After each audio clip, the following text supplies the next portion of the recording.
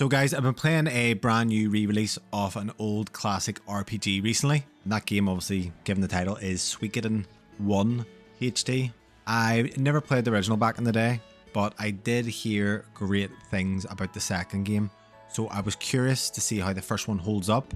If you listen to the channel, you'll know as well, I am a fan of narrative heavy games like Final Fantasy, Chrono Trigger. I'll be honest, pixel, 16-bit pixel art games, I'm not too big into them. Like, I can appreciate them, but I wouldn't say that's where my love for RPGs really does go to. But I was very interested to see how this one holds up. And what I will say, if you're on the fence about buying this, hold off, watch this review, because I'll give you my totally honest opinion of if the game actually holds up, or are you best saving your money, because it's not cheap. It's like 50 quid here in the UK for a bit of an older game. So yeah, trust me, I want to get into this because I feel like this one has a bit to unpack that'll maybe make things a bit clearer for you. So I don't know if you guys are like me, but when I'm playing an RPG, I play it for probably the story first rather than the gameplay. So what I will say is the story here, it's typical, but it's a wee bit better than maybe your average RPG fare from back in the day. You play as, obviously you name your own character. Canonically, he is known as Tyr McDowell. You're basically a son of a wartime general for this big empire. I think they're called the Scarlet Moon. At the start, you're with your father and you're basically enlisted in this army, doing small odd jobs for the empire. But as typical, usual case here, things go a bit tits up. It then leads into kind of corruption, betrayal, all the good stuff. And you eventually lead an army called the Liberation Army, who are opposed to the empire that you grew up in and that your father is part of as a general. Now, this empire that you're a part of, they aren't very nice, put it that way. So you're basically revolting against them. But while you're doing that throughout the game, shit's going down and you're kind of recruiting characters. So you're adding on to your army, basically, who's going to come up and revolt against this empire. It's all good stuff. It's interesting, but there is some problems in general with the game outside of the story where I don't really know how to approach it next, to be honest. Now, comparatively to, say, Final Fantasy VI, which is like world-ending stakes, it's not really to that level, but it is better than just what I probably assumed it was going to be, especially at the start of the game, because at the start of the game, I was having some issues. I just didn't really know if it was clicking for me, but I'll get into that in just a minute. So I picked up the game on PC. So I'm running it on my OLED TV, 4K 120, which is absolutely overkill, realistically, for a fucking PS1 game from 1995. But I will say this, at least looks very decent and it runs nice and smooth. And from what I heard, actually, I think it's actually having some issues on the Switch. And that's hilarious because it's a fucking 1995 game with pixel art. But the fact that the Switch is having issues somehow doesn't also surprise me. So yeah, visuals are nice, although right away kind of what I was noticing was the towns in the game are very bland in design, very samey layouts. They're not very big at all, which I'm not too bad at worried about, but they're very samey and it's just, they haven't got a lot of personality. Another thing that really stood out is the recycled NPC designs. Like, you're looking at a character and there's a person right next to him who looks identical, which, fair enough, it is a 1985 game and it is pixel art, but fucking change the color of the helmet or something.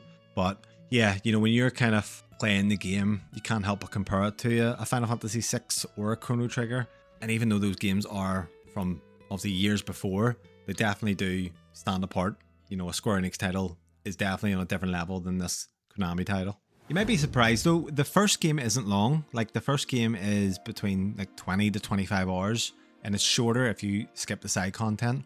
Obviously, the story doesn't really overstay its welcome, which is nice. It feels a bit basic pacing-wise when you compare it to, say, Final Fantasy VI or Chrono Trigger.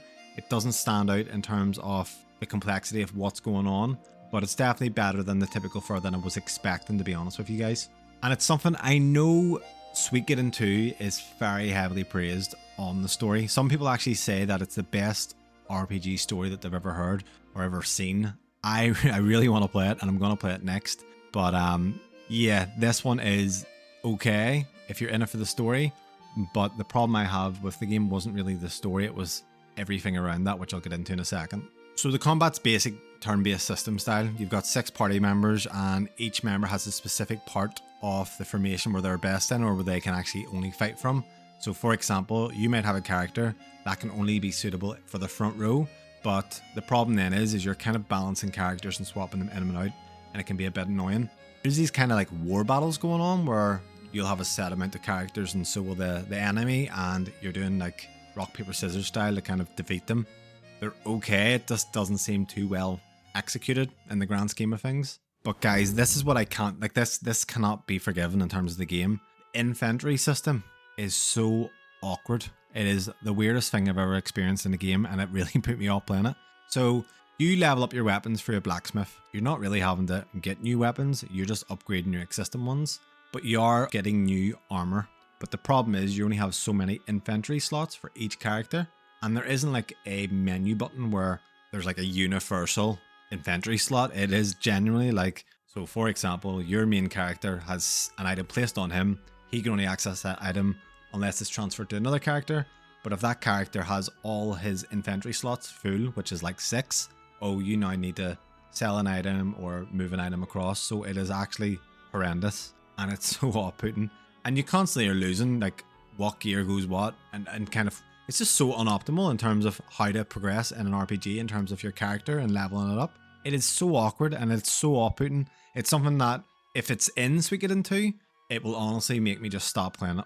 The save points also are a hassle. There is very, very limited save points in the world apart from an inn. When you go to an inn, there's save points there, which is a bit weird. There's no world map save like a Final Fantasy game, but there is some quality of life improvements in the remaster.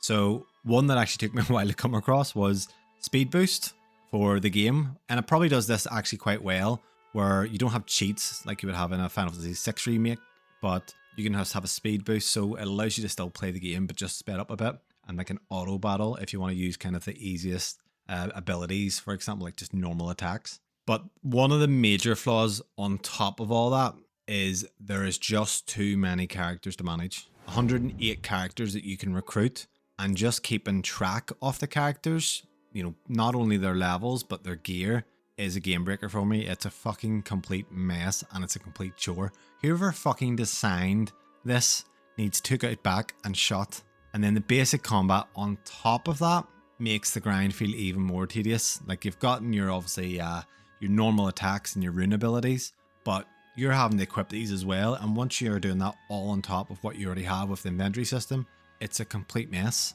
Now don't get me wrong, there's main characters, so I think one's called Pan, Cleo. They're solid, their stories matter, but apart from that, there's so many different characters, it's so hard to manage, and it's so hard to even remember who half of these guys are. What I did like, there is a scene early on where you are in a cave, like a dungeon, and you kill a dragon, and you now turn this whole dungeon into your base of operations, and as you recruit characters, they start becoming, you know, they start actually appearing in the base of operations, and things start changing, which I actually think's very, very cool. So there's kind of a HQ management, and obviously looping that in with recruiting people, which I did enjoy. So running the base and just making sure things are upgraded and function properly, it does add a layer of depth to the experience, but it also makes it feel like a chore. So it's just so much of a juggle, and it's just really, really hard to enjoy with the limitations in the gameplay itself. Overall, I would say the story is engaging. I actually enjoyed the story. The music's fine. I don't think the music's anything special.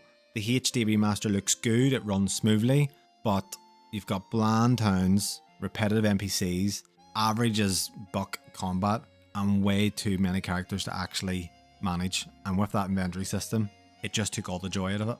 I just did not enjoy the loop or the satisfaction of upgrading stuff, because once you're, and it's constantly swapping the characters out on you, so it's just so hard to manage and really take the time to enjoy in an RPG. It feels really stuck in 1995 compared to other RPGs of the era, like Final Fantasy 6 and Chrono Trigger. So the remaster is solid, but it didn't blow me away. I'm still excited for Suikoden 2. I hear that is good, so I will play that next. But if you're going to spend £50 on this game, you have to think and listen to what I've said and consider, is that really for you? If you are adamant on really good gameplay and having that loop, yeah, it's one I'm really on the fence about. If it had played like a normal RPG in terms of the leveling elements, I would recommend it, but right now I'm not too sure. But yeah, let me know if you're a fan of Suikoden. I would love to hear your thoughts and critiques even from what I've been saying. And if you think I should play Suikoden 2, let me know in the comments below. But on to the next one, and I'll see you again soon.